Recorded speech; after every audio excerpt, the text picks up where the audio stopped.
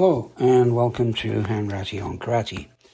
So this week at the dojo I was teaching timing and distance. They're pretty synonymous, and usually when we work with a partner you have to be aware of both. When you're teaching Mahai or distance, it's quite hard with beginner students or even students who've been there a while if they've never come up against an opponent or worked with a partner a lot. And you find this a lot with young females. They just don't want to get into a situation where their personal space is involved. And unfortunately, confrontations most of the time are always going to take place inside your personal space. So what do I mean by personal space? The way I explain it to students is it's a space that you feel comfortable in, around you, nobody else is intruding on it.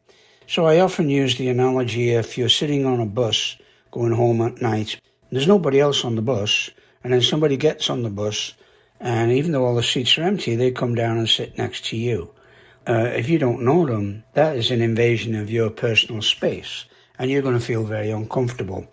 It's the same kind of thing when you get bullies confronting you, and they'll deliberately invade your personal space. So what we have to do is look at this space, and we have to look at it from a karate point of view. I would say karate, you can put any kind of martial arts in there, because the same kind of distancing, timing, and space is relevant to all kinds of martial arts and all styles of martial arts. I do Shotokan, that's all I've ever done. It's a very complete system for me. It encompasses grappling, encompasses kicking, striking, punching, joint manipulation, ping, compliance, the whole thing. So I don't really specialize in any one set of techniques. And at my age, I'm not going to. I use what I know, and what I know will work. But each time you use it, you're going to need to know the distance that you can employ your techniques from. And you're going to need to know the timing. So there's usually three basic distances that people work on. If you look at Mahai, it translates into Tomu, which is long distance, Itama, which is one-step distance, and Chikami, which is a short distance. Chikama, a short distance. Now, each of those distances dictates probably what technique you're going to use. And what you want to do is try and get your opponent into a distance where you can employ your best technique. Okay? And when you use your karate, you have to use your very best technique right off the bat. You can't half-heartedly throw a technique, and that's the trouble, unfortunately, especially with juvenile females or young girls. They don't want to throw a full technique at somebody, even though it's in distance. They have no problem throwing it out of distance, and then you trying to tell them that that's no good is often out the window. So what dictates distance, of course, is the person coming towards you, or how you move away from them, or at what angle you set yourself at. And that's basically to do with your footwork. Now, I want to make sure that there's a difference here between footwork and stances. Stances are the platform you deliver your technique from, and footwork is what you use between your stances. So fast footwork will change the angle, will change the distance, and will change your timing for delivery of your technique. And the platform that you deliver the technique from hopefully is very firm. Otherwise you're going to lose your balance, and instead of him bouncing off your punch, you're going to go flying backwards. Especially, I've seen this so often with side thrust kicks, Yokogeri Kakomi, throw a thrust kick out, the other guy's coming in so fast, you think you're going to nail him through the wall, but you go flying on your butt. Poor technique, yeah. You didn't have all your weight on the right side of your kicking leg, and your timing was off. Your distance was probably off, or you didn't judge how fast he was closing the distance. And that's essential in all techniques, however you deliver it or wherever you deliver it from. So footwork is really, really important. Now, We do a lot of footwork drills in our club, and we often use ladder drills. And we have a double set of ladders. These are just plastic strips with tape between them. They're on the floor, and we use like double step, piston pumps. We use all sorts of intricate little stepping maneuvers, but it gets people light on their feet, and they can move from place to place.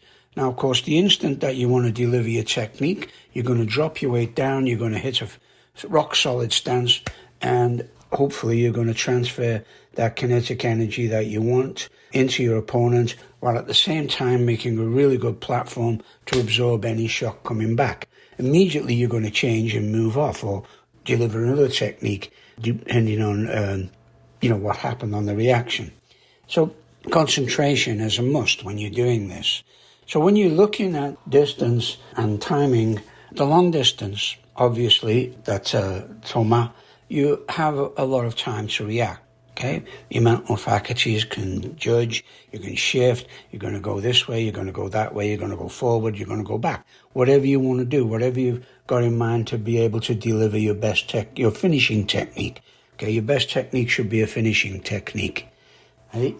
So if it's a little shorter, one-step distance, your concentration levels have to be that much higher. Also, your decision-making has to be that much quicker. So you really need to move. And then the short distance, this is really important, that you want to move before he's decided what kind of technique he's going to throw. Obviously, he's coming and closing the distance with something in mind. So you're going to have to react to that. Now, reaction is always slower than action, right? Action always beats reaction. So what I tell my students, I give the analogy that you're driving down the road in your car and you're doing, 100 mile an hour or 100 kilometers an hour. You're sitting 40, 50 feet back, no problem. What I want you to do is close up so you're 6 inches from the bumper of the guy in front. How much sharper is your thinking? That's what you've got to put into your mind when you're facing an opponent who's changing distances. You've got to feel like you're 6 inches off his bumper at all times, and that's when you've got to move. Now, the interval where you can catch somebody, the mental interval, we call kyo. And I was explaining kyo. This is the interval where a technique is going to be successful. And there's different states of kyo, if you like. One of them is if he's executing a technique, at the moment he's executing a technique, is open to have a technique executed on him. Depends how fast you are, all right? But you can change your angle, and as you're changing your angle, execute a technique. You can drop, you can evade, you can block, and catch. So if you block and then catch, of course this is go-no-sen, we all know this very basic timing. He hits, you block, you counter, all right? But that counter has to be immediate before his next technique. And that's another instance of kyo being off. There's different kinds of kyo. So there's the physical kyo where he's delivering a technique, he's concentrating on something, and it might not be delivering a technique. It could be driving forward, it could be coming in for a grab, any kind of thing where his mind is on one thing, and you can take advantage of that, either by using body shifting or evading or straightforward attacking and beating him to the punch, so to speak. Beating somebody to the punch is a perfect example of kyo, okay? So that's physical kyo. You can also take advantage of physical kyo by executing, say, a shibarai, or a sweep, right? As he's stepping forward onto his front foot to deliver a technique, you tap that front foot or move it or knock it right out, then he's unbalanced, and that's any kind of unbalance is a state of physical kyo, or off, or an interval that you can exploit. Besides physical kyo, and I'm sure you can think of lots of other instances of physical kyo where you maybe distract him with one technique and then come in with another technique, get him to look away, give a little whistle, look down at the floor, all of these things, all right? I remember watching Terry O'Neill fight once in Crystal Palace. He was fighting away and he pointed up to the stands, and foolishly his opponent looked at where the stands were and got punched. perfect example of physical kyo, all right? Mental kyo. You take your mind off what's happening and you get hit. So there is emotions also. It is emotional kyo. Now, one of the easiest ways of seeing emotional kyo is somebody gets so angry that they can't control their techniques. That is emotional kyo. If they're so frightened or they're so fearful that they can't control the techniques or the techniques is weak, this is also emotional kyo. Now, fear and anger are two opposite ends of the emotional spectrum. Like fear is always anticipation of something that's going to happen, and anger is always a response to something that's already happened. So the different ends of the scale, and you've got to learn to control them, and that's where the old Shotokan saying, Mushi no Sho, comes in, mind like the moon, which you just reflect. You don't absorb, you reflect, and you don't let it get you emotionally. So that's that kind of kyo. And what we're looking for when we're either attacking or defending is a very fast transitional movement that can get us at an advantage of distance, which is high, right? So all of these things that we have, timing and distance, are all tied together, but you can't do them just going up and down the dojo doing basics.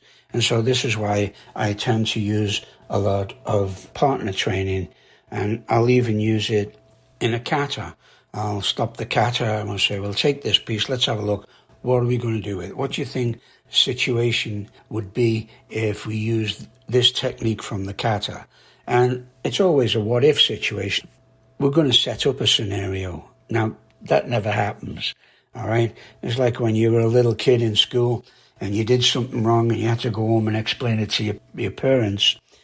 You ran through your mother's argument before you got home, and probably the first words out of her mouth destroyed that argument you'd already built up in your head, and you dealt with it, and it just wasn't there. It's exactly the same in a fight. You might go through a fight in your mind before you get up there. If you're competing, you get through a fight, oh, I'm going to do this, I'll switch him off, and he does something entirely different. So what you have to do is react to the situation, utilize the techniques that you know and you've practiced that fit the situation, and go for it. And most of it is almost instinctive. That's why we practice it so much all the time. So it becomes automatic. That is when you know that your karate is going to work. When you automatically react to a situation or even act upon what you think the situation is. Remember, action beats reaction. And switch it around so the other person has to figure out. So when you're doing timing and distance, with the distance, you want to always try to keep the advantage of the distance to fit your technique and put the other person at a disadvantage where he's constantly trying to change his distance for what he wants to do. This is why competition is good in some respects. It gets you used to changing your distance. You know what works at this kind of distance or this kind of angle. And always practice angles. Don't keep going straight back. Big beginner's mistake. And I know we do it in Gohon Kumite 5-step sparring, and you do it in one-step sparring. But I started teaching moving out at an angle at a very early position in my students' classes. Start moving them off at an angle and attacking from an angle and working in close and actually trying your best with every technique so that your partner has to pick it up and they have to do their best to prevent your technique.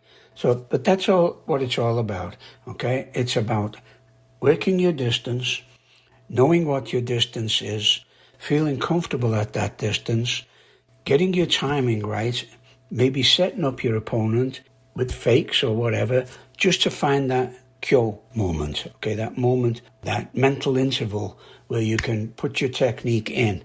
And however you do it is up to you. I mentioned a few weeks ago about using the voice. Well, using the voice at distance is easy, okay? Not a lot of people use it close up, especially if they're not in martial arts, right? But you can use your voice. We call that kakegoi, using your voice like a weapon. Please use it all the time. Smashing down doors, they start screaming as soon as they go in the room. If you go back further back People used to have battle cries or war cries or whatever you want. This was all to intimidate the enemy, and they'd start them. They wouldn't wait until they got up to within, they were banging on your shield and making war cries.